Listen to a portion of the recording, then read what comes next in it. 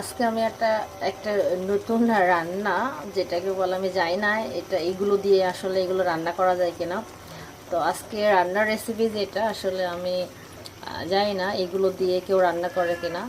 তো পুঁই শাক পাতা ডাঁটা সব একসাথে, আর আলু আছে, তারপরে মিষ্টি কুমড়া আর ডাল দিয়ে আর কি, মুসুরের ডাল যেটা বলে বড়টা, ওটা দিয়ে আর কি রান্না করতেছি।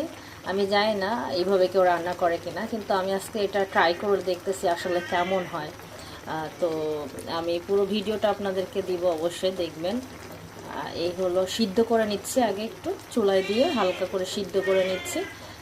তারপরে তো এটা হলো ফুটতেছে, আমি পরে এই যে দেখেন এই যে, তো এটা হলো সিদ্ধ করে নিচ্ছি যাতে একটু সুবিধা হয় আর কি।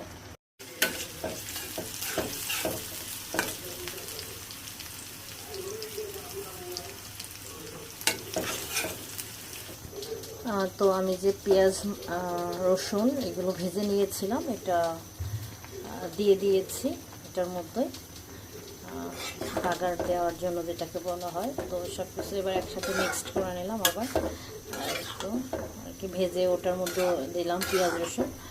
তো আমি আগেই তো সব কিছু মরিচ হলুদের সব হলুদ লবণ দিয়ে আর কি একটু সিদ্ধ করে নিয়েছি। পরে জাস্ট শুধু পেঁয়াজ রসুন একটু জিরা এগুলো ভেজে দিয়ে দিয়েছি এর মধ্যে।